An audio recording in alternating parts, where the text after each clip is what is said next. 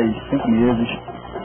Eu diria que é um salto muito diferente, porque vai envolver o paraquedismo, que são saltos feitos de aeronave, e o voo livre, né? Então nós montamos um equipamento para juntar esses dois esportes e fazer o salto. Eu diria que é um salto crítico, porque não envolve só as técnicas, né, de ambos, tanto o piloto como eu que vou saltar. E depende muito das condições climáticas, o vento, a altura que eu vou conseguir sair, depende muito da experiência do piloto da asa também. Na verdade, são 3 esportes, porque eu vou saltar com um equipamento de rapel chamado baudrier, ele vai preso a mim e a asa, certo? Então, eu montei um equipamento que eu vou desconectar.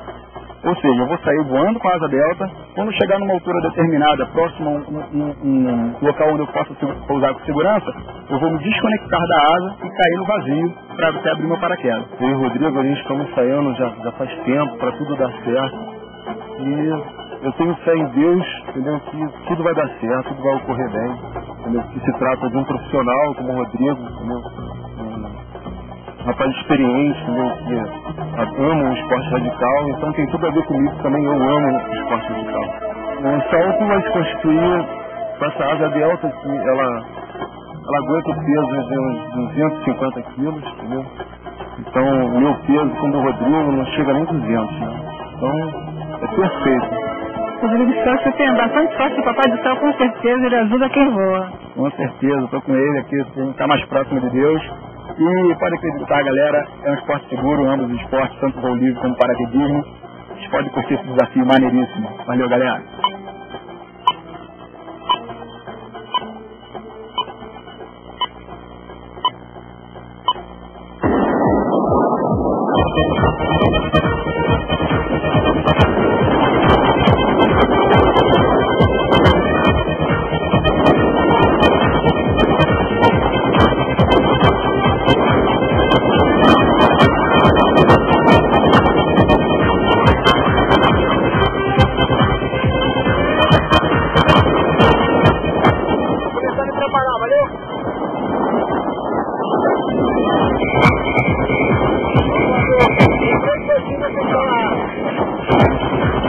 Thank